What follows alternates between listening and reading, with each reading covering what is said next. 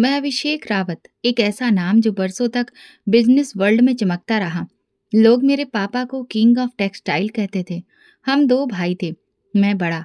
पापा की हमेशा से यही इच्छा रही कि मैं पढ़ लिख कर उनके साथ बिजनेस में हाथ बटाऊं। इसलिए मुझे इंटरनेशनल बिजनेस की पढ़ाई के लिए अमेरिका भेज दिया गया। उनके सपने बड़े थे और शायद उनके सपनों से ज़्यादा मुझ पर भरोसा।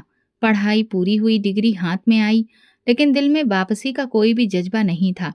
मैं वापस नहीं आना चाहता था। मुझे इंडिया से मोहब्बत नहीं थी।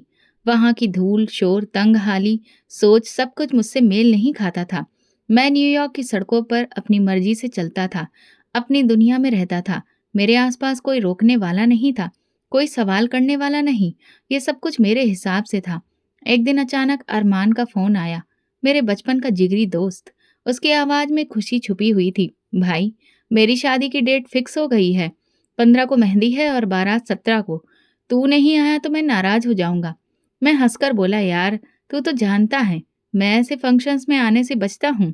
उसने जवाब दिया, तो क्या तू मेरे लिए नहीं आएगा? वादा कर। मैंने वादा कर लिया। दिल में कुछ नमी थी।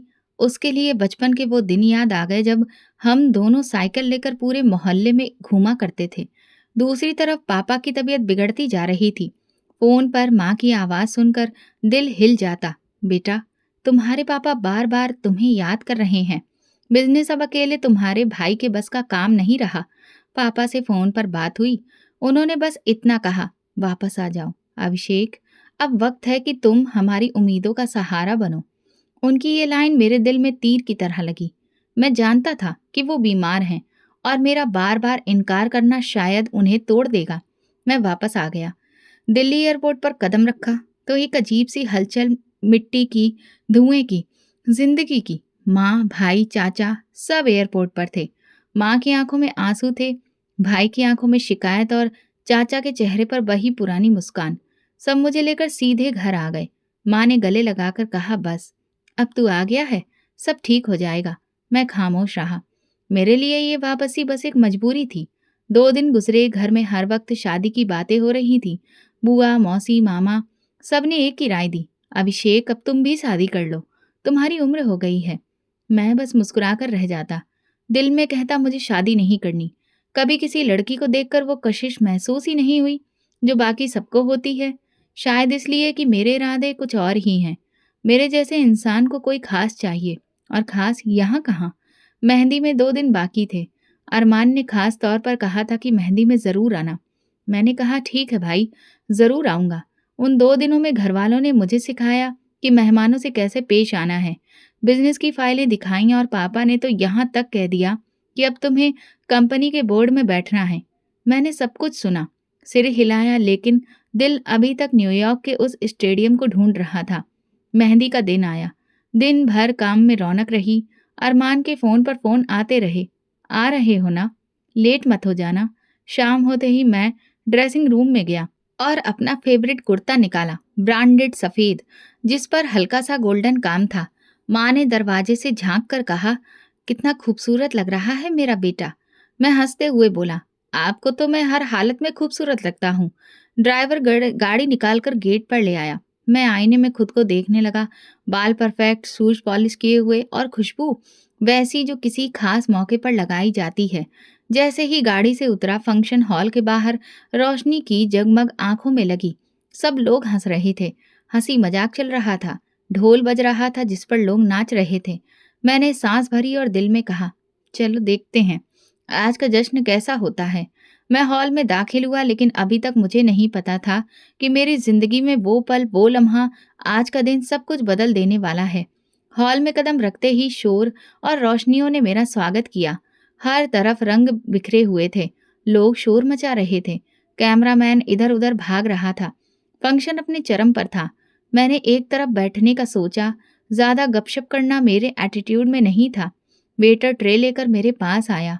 मैंने ठंडा पानी पिया और नजर इधर उधर घूमने लगी। हर कोई व्यस्त था, खुश नजर आ रहा था।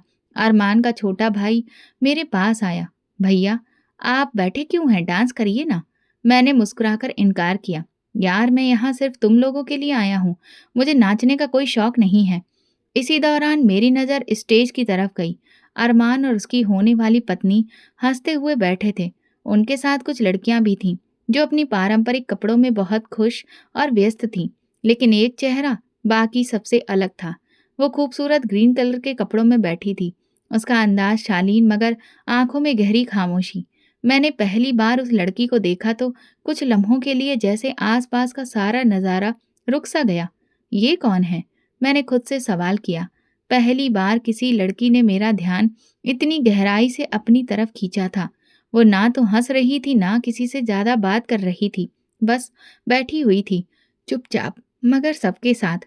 मैंने अपने फोन का कैमरा उसकी ओर मोड़कर उसकी तस्वीर लेने की कोशिश की, मगर फौरन ही खुद को रोका। ये तू क्या कर रहा है अभिषेक? मैंने खुद को टोका।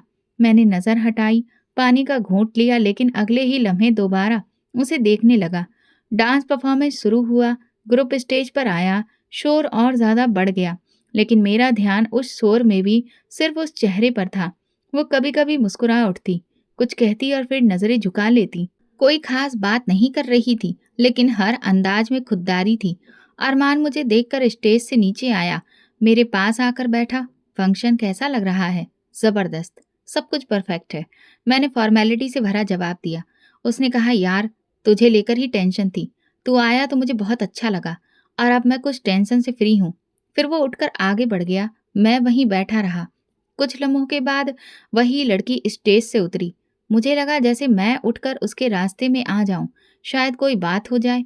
मैं सच में ऐसे खड़ा हुआ कि वो मजबूरन मेरे सामने आई। उसने मेरी तरफ देखा।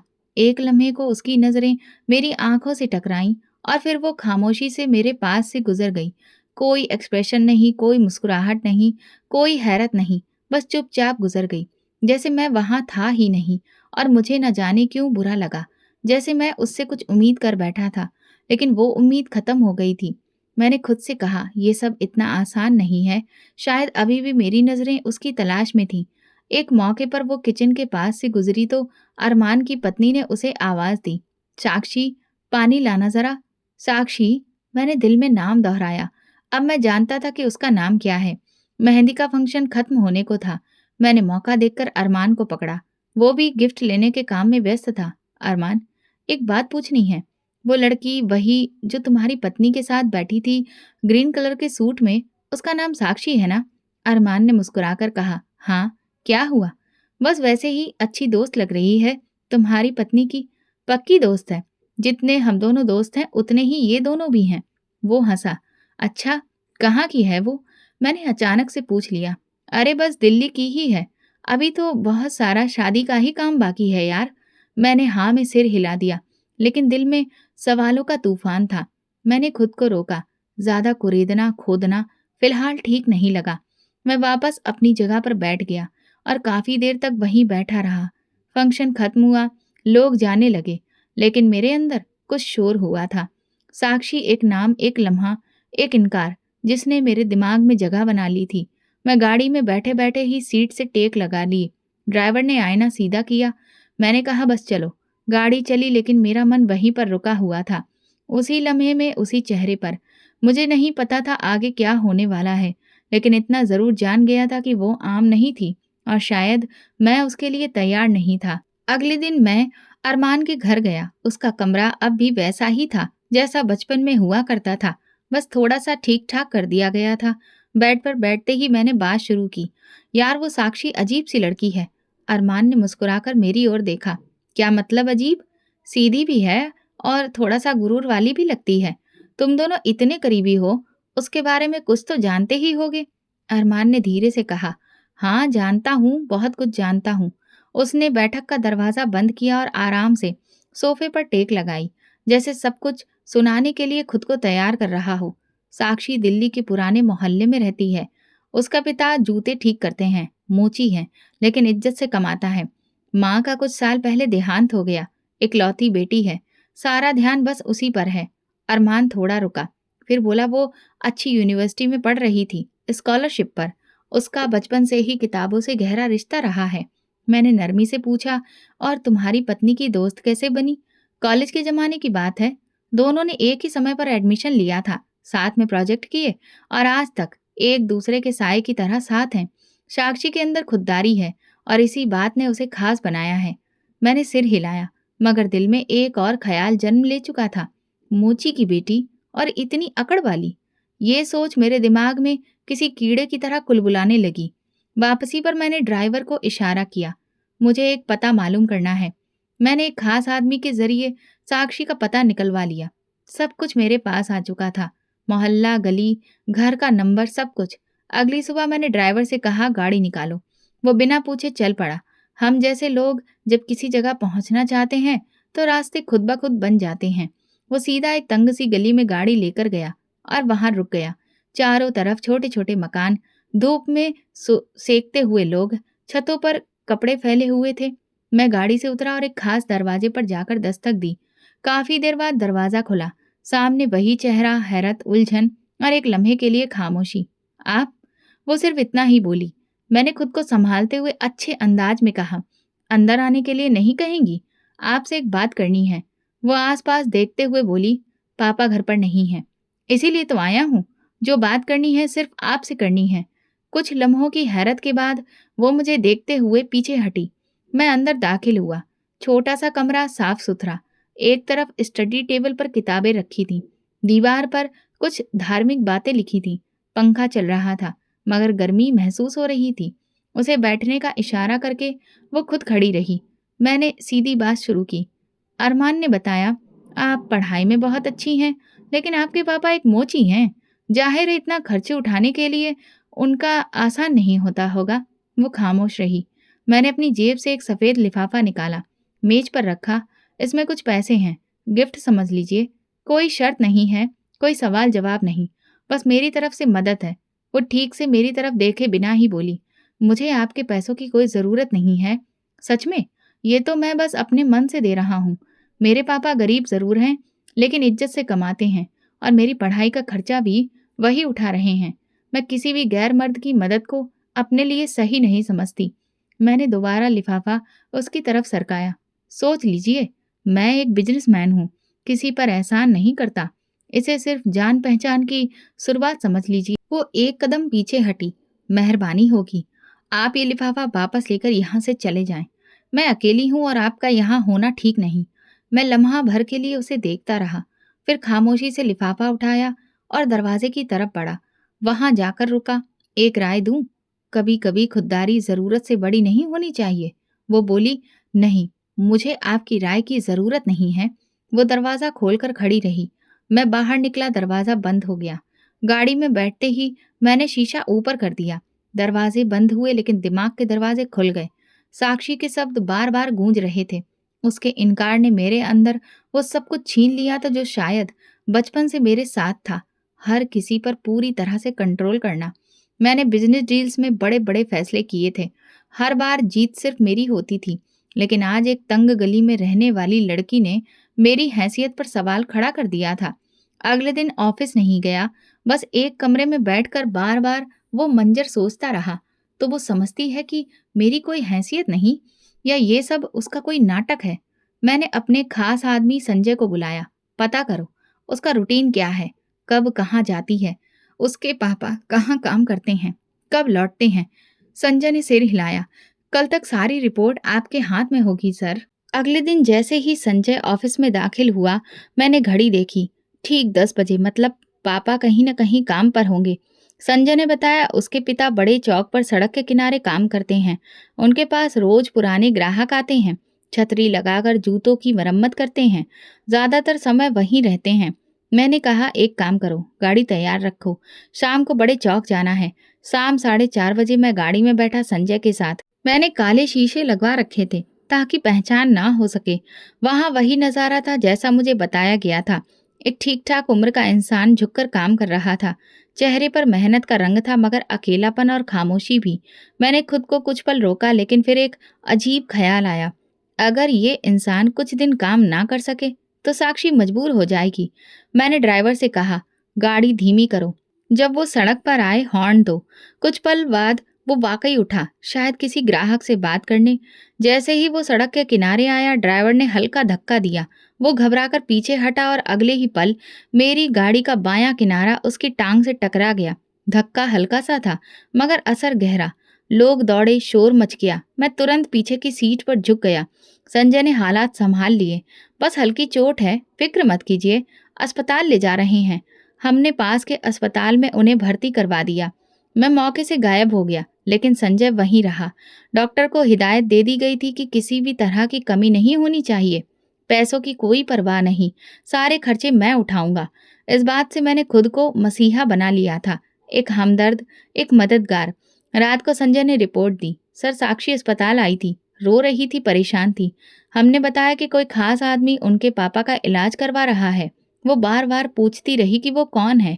मैंने कहा ठीक है, अगली बार पूछे तो बताना। अभिषेक रावत। 2 दिन बाद मैं खुद अस्पताल पहुंचा। सफेद कमीज और ब्लू जीन्स पहने, धूप का चश्मा लगाए, हाथ में फूलों का गुलदस्ता। रिसेप्शन में मैंने साक्षी के पापा का रूम नंबर पूछा। नर्स ने बताया कमरा नंबर 6, लेकिन अभी वहाँ उनकी बेटी है, इसलिए आप वहाँ जा सकते हैं।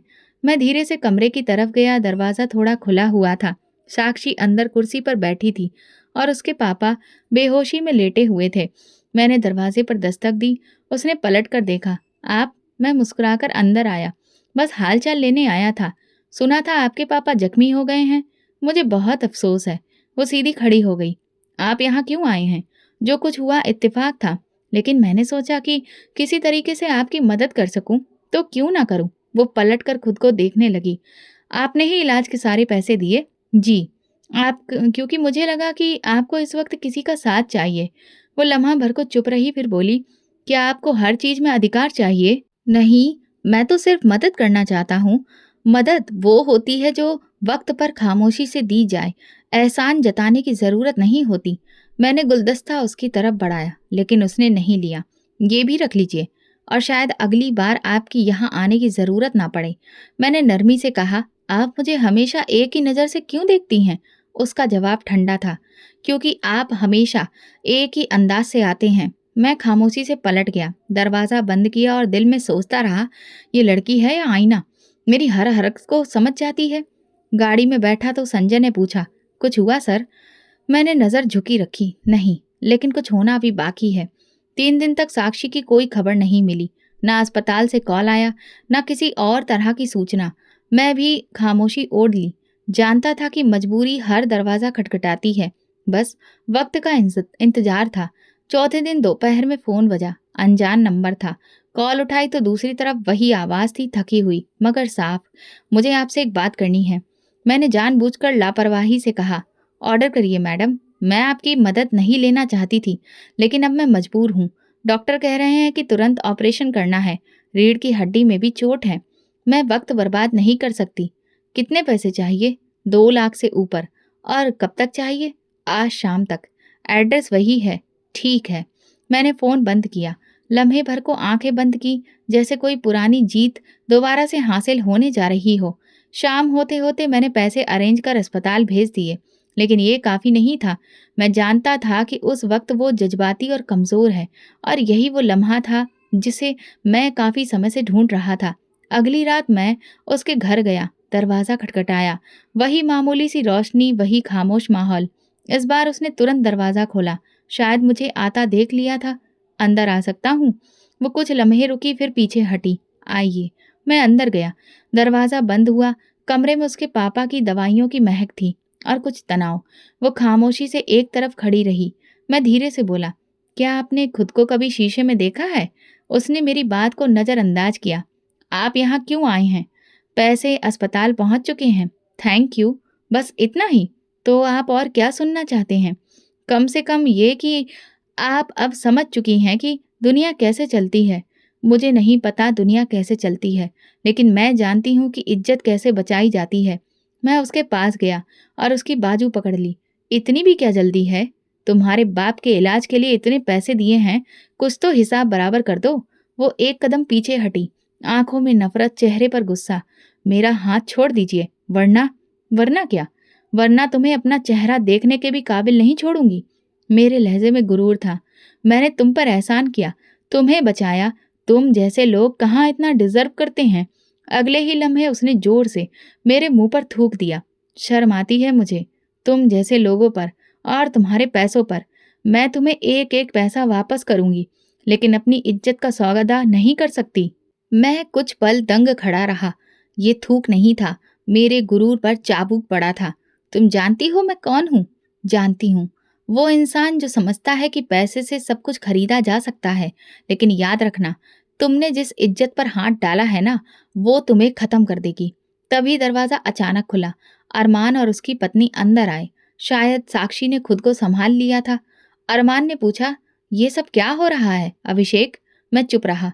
मेरी हालत कुछ कहने की ही नहीं थी। अरमान आगे बढ़ा, ये यहाँ पर क्या हरकत है?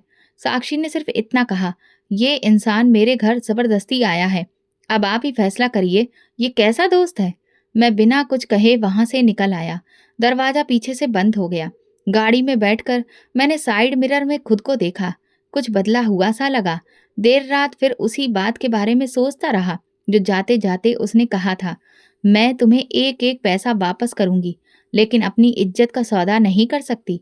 मुझे एहसास हो रहा था कि उसने जो किया वो सिर्फ वक्त की नजाकत नहीं थी, बल्कि एक फैसला था। मैंने अपनी मुट्ठियां बंद की और खुद से कहा, अगर तुम समझती हो कि ये तुम्हारी जीत है, तो फिर ये तुम्हारी बहुत बड़ी भूल है। मैंने फोन उठाया, संजय को कॉल किया। कल सुबह उसके बाप का पीछा करो, जहां जाए रिपोर्ट दो। और हाँ, इस बार खेल मेरे रूल्स पर होगा। फोन बंद किया और आखिरी बात मेरे होठों से निकली, मैं तुम्हें बर्बाद कर दूंगा। सुबह होते ही मैं गाड़ी में बैठा और सीधा साक्षी के घर की तरफ निकल पड़ा। कल रात जो कुछ हुआ वो मेरे लिए खुला चैलेंज था। मोहल्ले में दाखिल हुआ। कुछ लोग सड़क किनारे चाय पी रहे थे। उन्होंने गाड़ी को देखा, लेकिन पहचानने से इनकार कर रहे थे। मैं उतरकर सीधा उसी पुराने दरवाजे तक पहुंचा जो अब बंद था। वहां ताला लगा हुआ था। दरवाजे पर धूल जमी थी। पास की दीवार पर एक पुराना अखबार चिपका था। साफ था कि कई दिनों से कोई हलचल नहीं हुई। मैंने आसपास के घरों की बेल बजाना शुरू किया। एक बूढ़ी औरत बाहर आई। ये जो सामने मकान है, इसमें रहने वाले कहाँ गए? उसने ऊपर से नीचे तक मुझे देखा, फिर नजर चुरा कर बोली, पता नहीं बेटा, वहां ताला है। कब गए? किसके साथ गए? हमें कुछ नहीं पता। हमारा उनसे कोई खास रिश्ता नहीं था। मैंने दूसरे घर की बेल बजाई। ये नौजवान निकला। साक्षी जो यहाँ रहती थी, उसके बारे में कुछ पता है? हमें कुछ नहीं पता, हम तो किराएदार हैं। मैंने इशारे से ड्राइवर को बुलाया। संजय, मोहल्ले वालों को कुछ पता तो होगा, पता करो। किसी को चाय पिलाओ, किसी को नोट पकड़ाओ। संजय अगले 1 घंटे तक लोगों से बात करता रहा, लेकिन नतीजा वही, किसी को कुछ नहीं पता। जैसे सबने कसम खाई हो खामोश रहने की। शाम तक हम वहीं रहे। मैं बार बार उस ताले को देखता रहा, जैसे वो दरवाजा मुझे ताना दे रहा हो। अगले दिन मैंने शहर के कुछ बड़े लोगों से बात की। एक रिटायर्ड डीएसपी से मिला। वो कहने लगे, अगर कोई जानबूझकर गायब हो तो उसे ढूंढना आसान नहीं होता, खासकर जब वो सवालों से बचना जानता हो। मैंने पीछा नहीं छोड़ा। दिल्ली के हर अस्पताल, पुरानी बस्ती, नर्सिंग होम, यूनिवर्सिटी, स्कूल, हर जगह पूछताछ की। साक्षी की तस्वीर, उसके पापा का नाम, हर जगह दिया, लेकिन जवाब एक ही मिला, नहीं, हम ऐसे किसी को नहीं जानते। महीने गुजरते गए। मैंने दिल्ली, लखनऊ, हर बड़े शहर में अपने लोग भेजे। बस एक सुराग, एक पता, कुछ भी, लेकिन कुछ हाथ नहीं आया। एक दिन मेरे खास आदमी ने कहा, सर, हो सकता है वो देश छोड़कर चली गई हो। मैंने सिर झटक दिया, नहीं, ये उसके बस की बात नहीं है, और वो इस तरह भागने वालों में से नहीं है। मेरा जुनून बढ़ता जा रहा था। मीटिंग्स में मेरा ध्यान नहीं रहता। बिजनेस पार्टनर सवाल करते तो मैं बस हाँ या ना में जवाब देता।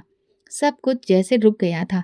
एक दिन मैंने एक प्राइवेट डिटेक्टिव हायर किया, जो पूरी तरह प्रोफेशनल था और पूरे देश में उसका नेटवर्क फैला था। उसने 1 महीने तक काम किया, फाइलों का अंबार दिखाया, लेकिन कुछ भी हाथ नहीं आया।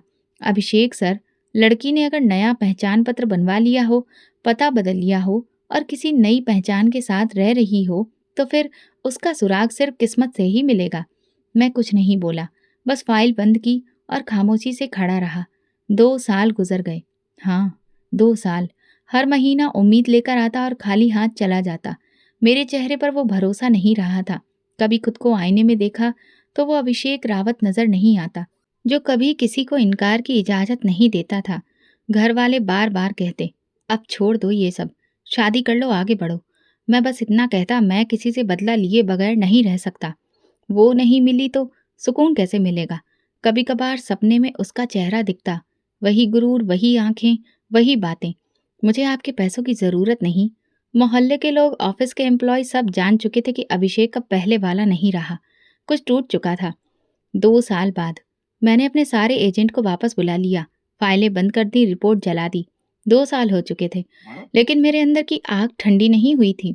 लोग समझते थे मैं भूल चुका हूँ, लेकिन मैं हर रोज उसे हर कोने में आंखों में लिए सोता और हर सुबह इस खालीपन से जागता। ऑफिस की कुर्सी पर बैठा रहता।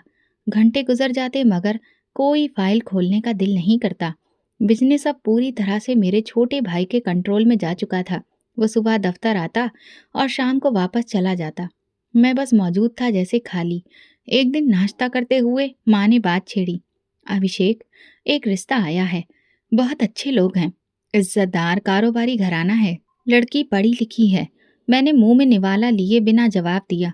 मन ही मन कहा शादी नहीं करना चाहता। पापा ने अखबार एक तरफ रखकर कहा, ये बात तुम पिछले 2 साल से कह रहे हो, वजह क्या है? बस दिल नहीं चाहता। ये जवाब नहीं है, तुम्हारी उम्र निकलती जा रही है। भाई से छोटे होकर वो पहले शादी कर लेगा तो लोग क्या कहेंगे? मैंने कहा, लोगों ने पहले भी क्या कहा है जो अब कहने से फर्क पड़ेगा?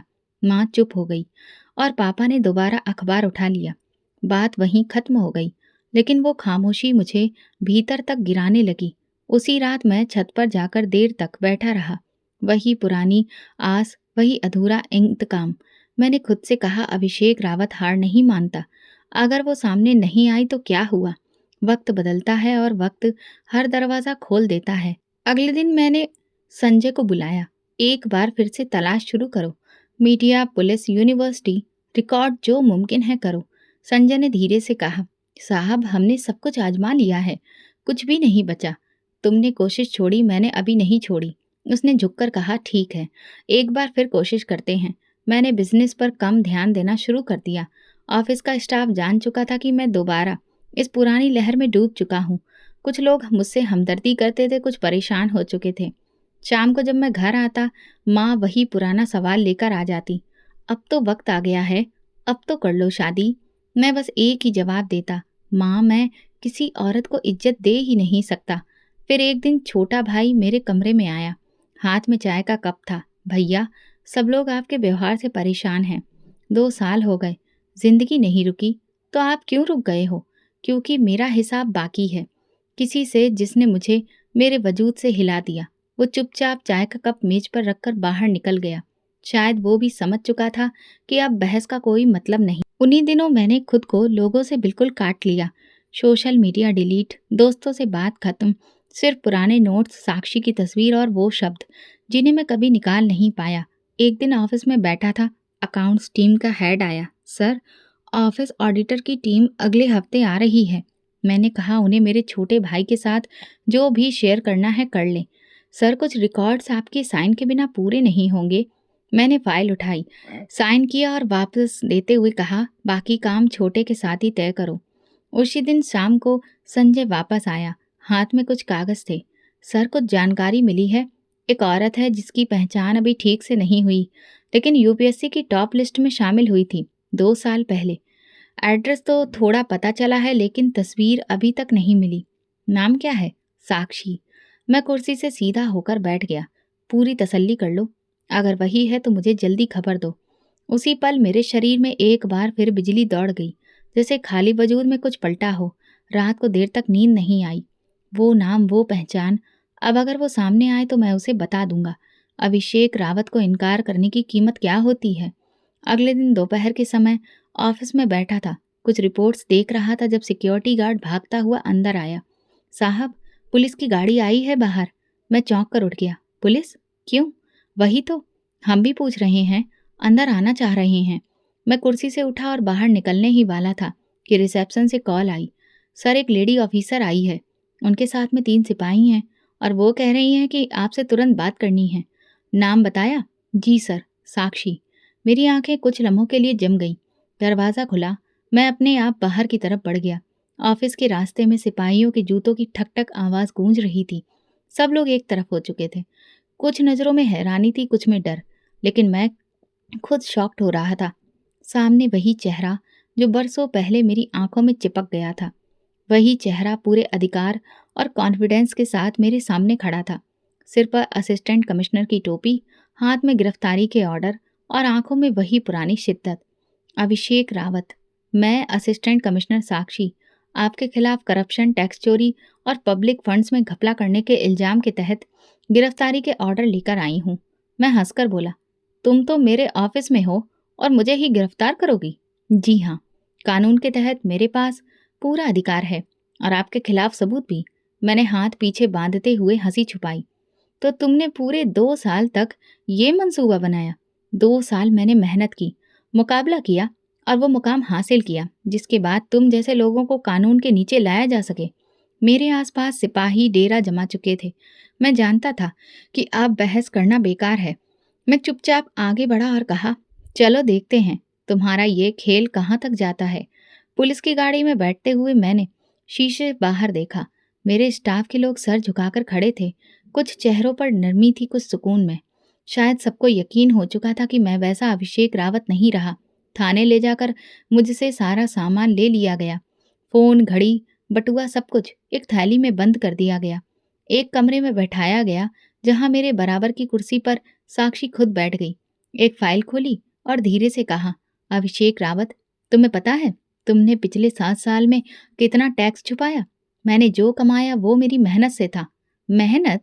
जाली इनवॉइसेस, मनी लॉन्ड्रिंग, बेनामी अकाउंट से ही तुम्हारी मेहनत है? मैं रुका। ये सब झूठ है। फैसला अदालत में होगा। मेरे पास सारे सबूत हैं। उसी वक्त एक पुलिस वाला कमरे में दाखिल हुआ। मैडम, मीडिया बाहर मौजूद है। पूछ रहे हैं कोई बयान देना है? साक्षी ने कहा, नहीं। केस की पूरी रिपोर्ट कल अदालत में जाएगी। फिर मेरी तरफ देखकर बोली, तुम समझते हो कि तुम्हें कोई पकड़ नहीं सकता? अब तुम देखोगे कानून कैसे काम करता है। शाम तक मुझे हवालात में रखा गया। कोई खास सुविधा नहीं। मैं एक बेंच पर बैठा रहा और लगातार सोचता रहा कि ये सब कब और कैसे पलटा। सुबह मुझे अदालत ले जाया गया। पुलिस वैन में बैठा मैं खिड़की से बाहर झांक रहा था। शहर का वही शोर, वही ट्रैफिक, लेकिन आज हर मंजर बेगाना लग रहा था। अदालत में मीडिया पहले से मौजूद थी।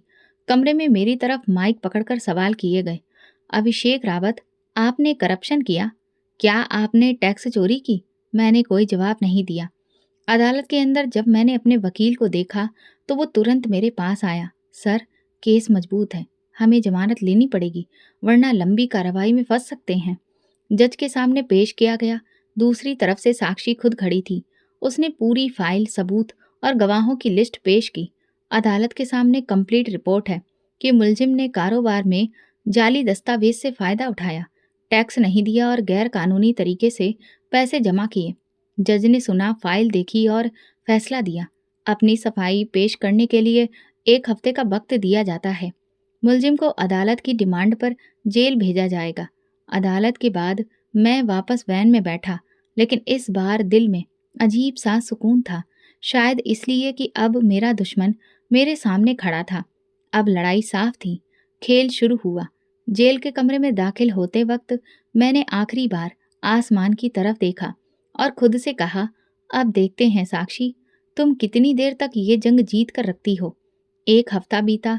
अदालत के रास्ते में शोर ज्यादा था।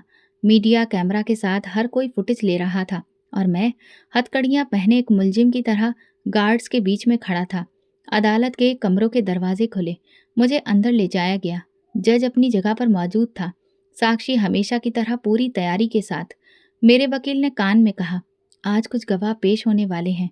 अगर हमारी तरफ से कुछ नरमी नहीं दिखाई गई तो अदालत अपना फैसला सुना सकती है। मैंने कहा, सच आना चाहिए, चाहे किसी भी तरफ से आए। अदालत की कार्रवाई शुरू हुई। साक्षी ने फाइल खोली। आज मैं 2 गवाह पेश करूंगी जो मुलजिम के केस के दृष्टिकोण से अहम गवाह हैं। जज ने इजाजत दी। अदालत के कमरे में पहला आदमी दाखिल हुआ। मेरी नज़र चौंक उठी। वो मेरा अपना ड्राइवर था, जिसे मैं सालों से सैलरी देता था, जिसके परिवार के प्रोग्राम में साथ बिताया। अब वो गवाही देने मेरे खिलाफ आया था। गीता की कसम खाइए कि आप सच बोलेंगे। जी बिल्कुल। साक्षी ने पहला सवाल किया, क्या आप अभिषेक रावत के पर्सनल ड्राइवर थे? जी, कई साल उनके साथ रहा। क्या आप उस दिन मौजूद थे जब साक्षी के पिता पर गाड़ी से टक्कर मारी गई थी? जी, मैं ही गाड़ी चला रहा था और अभिषेक साहब ने जानबूझकर टक्कर मारने को कहा था। अदालत में बातें होने लगीं। मैंने नजरें नीचे रख लीं। वकील को सवाल जवाब की इजाज़त मिली मगर जवाब वही था, बदलने वाला नहीं था। और इस बार मेरी सांसें थम गईं। वो मेरा सगा भाई था समीर, वो जिसके लिए मैंने हमेशा अपने बाद वाली जगह संभाली, जिसके बचपन की हर जीत पूरी की। अब वो मेरे खिलाफ खड़ा था। समीर रावत, आप मुलजिम के भाई हैं? जी, सगा भाई हूँ। क्या आपको अपने भाई के कारोबार में पैसों के लेन-देन में कभी कुछ शक हुआ? जी हाँ, मेरे सामने फेक इनवॉइसेस पर साइन होते थे। मैंने बीच में रोका लेकिन उसने मेरी बात को अहमियत नहीं दी। आप ये बात अदालत में सबूत के साथ कह सकते हैं कि अभिषेक रावत ने जानबूझकर करप्शन किया? जी, और मैं इस बात का सबूत देता हूँ। मेरे पास वो ईमेल और फाइल मौजूद है जिनमें सारी रिकॉर्डिंग्स हैं। मैं कराह उठा। समीर की आंखों में कोई पछतावा नहीं था। शायद उसके लिए इंसाफ का साथ था, या शायद कुछ और जिसे मैं उस लम्हे समझ नहीं पाया। जज ने कार्रवाई रोकी और कहा, सारे गवाह सबूत, फाइल और बयानों को मद्देनजर रखते हुए, सारी दलीलों को सुनते हुए ये कार्रवाई पूरी हुई। मुलजिम को 1 हफ्ते के लिए अगली तारीख दी जाती है ताकि वो अपनी सफाई पेश कर सके। मुझे दोबारा हथकड़ियां पहनाई गईं। जैसे ही अदालत से बाहर निकला, मीडिया ने एक बार फिर मुझे घेर लिया। अभिषेक जी, आप अपने भाई की गवाही पर क्या कुछ कहेंगे? क्या ये खानदान की बगावत है या फिर सच्चाई का साथ? मैं चुप रहा। रात को जेल की कोठरी में बैठे मैंने अपने वकील से पूछा, ये सब कब तैयार हुआ? समीर को किसने बनाया? वकील ने थके हुए लहजे में कहा, सबूत इतने सच्चे थे कि उसके पास कोई दूसरा रास्ता नहीं था। अदालत में अगर वो चुप रहता तो खुद भी इस जुर्म में शामिल माना जाता। मैंने ठंडी सांस भरी। वो मेरा भाई था और इंसाफ का साथ भी देता रहा। मेरी नज़र दीवार पर लगी धुंधली लाइट पर थी। मुझे लगा जैसे सब कुछ मेरा नहीं रहा। वो खानदान, वो घर, वो ऑफिस जहाँ हर इंसान मेरी मर्जी से चला करता था, आज हर एक मेरे खिलाफ खड़ा था। मैंने खुद से कहा, जो कुछ बनाया सब गिर चुका है। 1 हफ्ता बीत चुका था। अब अदालत में आखिरी दिन था। फैसला सुनाया जाना था। साक्षी जज के बाईं तरफ खड़ी थी, अपनी यूनिफॉर्म में फाइल के साथ। मेरा वकील मेरे पहलू में बैठा था, मगर इस बार वो भी समझ चुका था कि बचाव की कोई गुंजाइश नहीं रही। जज ने फाइल बांधी, चश्मा उतारा और ठहरे हुए लहजे में कहा, अभिषेक रावत, सारे सबूत, दस्तावेज, गवाहों और बयानों पर अदालत ने रोशनी डाली है और अब हम इस नतीजे पर पहुंचे हैं कि आपके खिलाफ संगीन जुर्म साबित हो चुका है। अदालत आपको 6 साल कैद और 2 लाख रुपए जमानत की सजा सुनाती है। अदालत में गहरी खामोशी छा गई। मैंने कुछ भी नहीं कहा, ना कोई अपील की, बस सर झुका लिया। शायद इसलिए कि अब लड़ने के लिए कुछ बचा ही नहीं था। वापस हथकड़ी पहनी गई। अदालत के बाहर आज मीडिया की भीड़ कम थी। शायद लोग मेरे अंजाम को समझ चुके थे। पुलिस वैन में बैठते वक्त मैंने आखिरी बार साक्षी को देखा। वो अभी भी अपनी जगह पर खड़ी थी, निगाहों में वही सख्ती, मगर अब नफरत नहीं, बस एक बेरंग सा सुकून था। जेल में वापसी का सफर खामोश था। वैन के अंदर सिर्फ 2 लोग थे, मैं और एक सिपाही।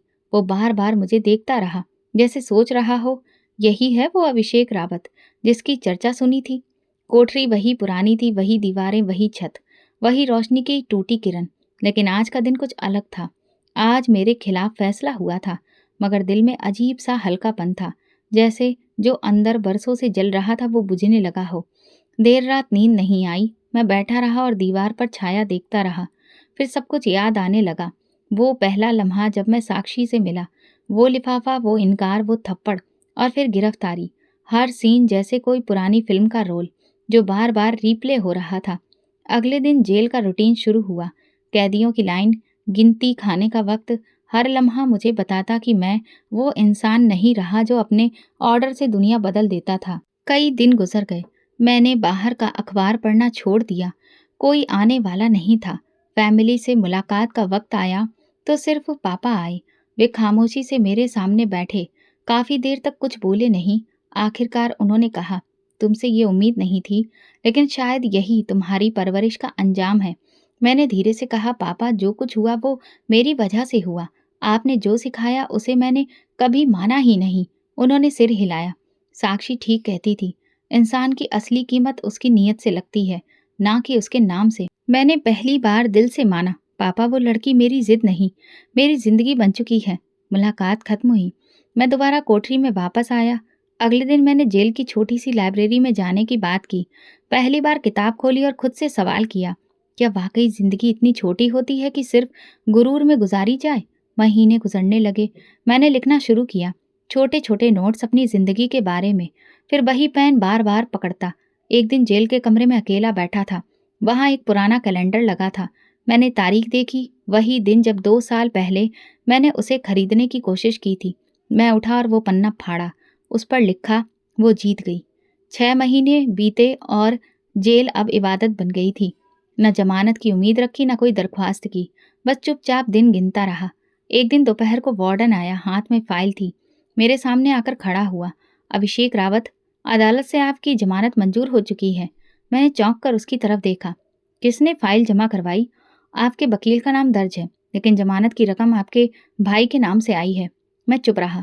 समीर, वही भाई जो मेरे खिलाफ गवाही दे चुका था, जो अदालत में मेरी सच्चाई सबके सामने लाया था, आज वही मुझे जेल से बाहर निकाल रहा था। कमरे से बाहर निकाला गया तो आसमान अजीब सा साफ लग रहा था। जेल के गेट से बाहर कदम रखा तो वही पुरानी गाड़ी मेरा इंतजार कर रही थी। संजय ड्राइवर सीट पर बैठा था। मैं पिछली सीट पर बैठा। किसने भेजा है? छोटे साहब ने, और कहा है कि आज रात शादी है और आपको जरूर आना है। मैंने खिड़की से बाहर देखा। शादी? उसने कुछ बताया नहीं? नहीं सर, लेकिन शादी के दिन ही जमानत, जैसे पहले से ही सब तय था। घर पहुंचते ही सीधा अपने कमरे में गया। सब बदला हुआ लग रहा था। अलमारी खोली, कपड़े वैसे ही रखे थे। एक ब्लैक कलर का सूट, सफेद शर्ट और टाई, सब एक बैग में। पर्ची पर लिखा था, ये पहन कर आना। आज तुम्हें मेहमान नहीं, भाई की हैसियत से आना है। समीर शाम को तैयार होकर निकला। गाड़ी पहले से इंतजार में थी। हॉल में दाखिल हुआ तो रोशनियों की चमक में हर चेहरा जगमगा रहा था। मैं आगे बढ़ रहा था, लेकिन मन भारी था। अरमान मिला, कहने लगा, अरे जेल की हवा ने तो तुम्हें और गंभीर कर दिया है। मैंने हंसकर कहा, कभी कभी बंद जगह सोच को खोल देती है। समीर बहुत खुश था। मैंने इधर उधर देखा, लेकिन दुल्हन का चेहरा अब तक छुपा था। शादी की तैयारियां हो चुकी थीं। पंडित जी आ गए थे और रस्में शुरू हुईं। फिर आखिर वो पल आया जब दुल्हन को स्टेज पर लाया गया। चेहरे पर घूंघट था। सब लोग तालियों से स्वागत कर रहे थे। दुल्हन ने जब अपना घूंघट उठाया तो मेरे कदम वहीं जम गए। वही चेहरा, वही आंखें, वही साक्षी। मेरे दिल की धड़कन एक लम्हे को रुक गई। वो नजर भरकर मुझे देख रही थी, लेकिन इस बार उसकी आंखों में हार नहीं थी, ना ही गुस्सा, बल्कि सुकून था। अरमान मेरे पास आया। क्या बात है, पत्थर क्यों बन गए? मैंने कहा, ये साक्षी है। तो अब पता चला? तुम्हारे भाई ने तुम्हें कुछ बताया नहीं? कुछ भी नहीं। अरमान ने कंधे पर हाथ रखा। शायद उसने तुम्हें बताना जरूरी नहीं समझा। रस्में खत्म हुई। लोग खाने में व्यस्त हो गए। मैं एक तरफ खड़ा रहा। समीर मेरे पास आया। कैसा लगा सरप्राइज? तुमने बताया क्यों नहीं? क्योंकि तुम अब वो इंसान नहीं रहे जो हर सच्चाई सुनने के काबिल थे। मैंने तुम्हें सच अदालत में दिखाया। आज हकीकत दिखा रहा हूँ। तुम जानते थे वो कौन है, फिर भी मैं जानता था वो क्या है। तुम्हें सिर्फ वही नजर आया जो तुम देखना चाहते थे, और तुमने उसे सहारा दिया। हाँ, क्योंकि वो टूटने के बाद भी अपने उसूलों पर कायम रही। वो इज्जतदार थी, मैंने उसे इज्जत दी। मैं चुप रहा। अब कोई दलील मेरे पास नहीं थी। साक्षी अब मेरी भाभी थी, मेरे अपने ही घर में, मेरे सामने, और फिर भी मुझसे कहीं ज्यादा ऊंचाई पर। रात को जब घर वापस आया, हॉल में पापा बैठे थे। उन्होंने मुझे बुलाया, बैठो। मैं बैठ गया। तुम्हें आज सब कुछ समझ आ गया होगा। हमने तुम्हें कभी अकेला नहीं छोड़ा, तुम्हारे भाई ने भी नहीं, लेकिन इज्जत वो खुद हासिल करनी पड़ती है, और वो साक्षी ने हासिल की, तुमसे छीन कर नहीं, तुम्हारे बिना मांगे। मैंने कहा, पापा मैं शर्मिंदा हूँ। बस यही शर्मिंदगी तो मुझे अच्छा इंसान बनाए, यही प्रार्थना है। रात के आखिरी पहर में मैं अपने कमरे में अकेला बैठा था। साक्षी की वो नज़र बार बार याद आ रही थी, वो खामोश जीत जो शब्दों के बिना थी। मैंने एक डायरी निकाली और उस पर लिखा, मुझे सजा अदालत ने दी, लेकिन सबक जिंदगी ने। मैंने वो घर छोड़ दिया जिसमें मेरा बचपन गुजरा, वो कमरा जिसमें कभी सपने पाले थे। माँ रोती रही, पर मैं अब वहाँ नहीं रह सकता था। शहर के कोने में 2 कमरों का फ्लैट ले लिया। ना कोई नौकर, ना कोई ड्राइवर। सुबह की चाय खुद बनाता, रात को बिस्तर खुद बिछाता। उन दिनों में बहुत कुछ सीख रहा था। खामोशी से जीने का हुनर, खुद से बात करने की आदत, और अतीत से नजर चुराने का सलीका। अक्सर रात को नींद नहीं आती तो छत पर चला जाता। वही आसमान, वही सितारे, लेकिन अब वो रोशनी नहीं दिखाई देती जो कभी नज़रों में होती थी। अब सब धुंधला अधूरा लगता। कभी कभी पापा का या समीर का फ़ोन आता। वे अभी भी चाहते हैं कि मैं वापस आ जाऊं, सब कुछ पहले जैसा हो जाए। लेकिन मैं जानता हूँ कुछ चीज़ें पलट कर नहीं आती। एक दिन समीर मिलने आया, फिर बोला, अब तो सब कुछ ठीक है, साक्षी तुमसे कुछ नहीं कहती, तुम्हें अतीत में नहीं घसीटती, तो तुम कब तक खुद को सजा देते रहोगे? मैंने कहा, सजा वो होती है जो दूसरा दे, मैं तो खुद अपने कर्मों को भुगत रहा हूँ। मैंने इज्जत खो दी और अब इज्जत ने मुझे ठुकरा दिया है। समीर चलते हुए बोला, कभी वक्त मिले तो घर आ जाना, माँ अभी भी रोज तुम्हारा इंतजार करती है। मैं कुछ नहीं बोला, वो चला गया। मैं कुर्सी पर बैठा रहा। एक पुरानी बात दिमाग में गूंजने लगी। जिसे तुमने कमतर समझा, वही आज सबसे ऊंचाई पर खड़ी है। कभी कभी अखबार में साक्षी की तस्वीर देख लेता, कभी किसी कार्यक्रम में साइन करते हुए, तो कभी किसी स्कूल का संचालन करते हुए। तस्वीर के नीचे सुर्खियां होती, संजीदा, आत्मविश्वास से भरी और निडर लेडी ऑफिसर। ये वे शब्द हैं जो मैं कभी समझ नहीं सका। अब मैंने लिखना शुरू किया अपनी जिंदगी, अपने फैसले, अपनी गलतियों पर। शायद कभी किसी और के लिए सबक बन सके। सच्चाई हमेशा साधारण होती है, बस उसे स्वीकार करना मुश्किल होता है। एक दिन दफ्तर की पुरानी डायरी निकाली। उसमें वो तारीख लिखी थी जब मैंने पहली बार साक्षी से मिलने की कोशिश की थी, उसे पाने के लिए। मैंने उस पर लिखा, ये दुनिया का इंसाफ है, जो दूसरों की इज्जत से खेलता है वो आखिरकार खुद तमाशा बन जाता है। तो दोस्तों, अगर आपको हमारी कहानी पसंद आई हो तो कमेंट करके ज़रूर बताएं। वीडियो को लाइक करें और ज़्यादा से ज़्यादा शेयर करें। अगर आप इस चैनल पर नए हैं तो सब्सक्राइब जरूर करें और नोटिफिकेशन बेल को दबा दें ताकि अगली अपडेट सबसे पहले आपको मिले। धन्यवाद।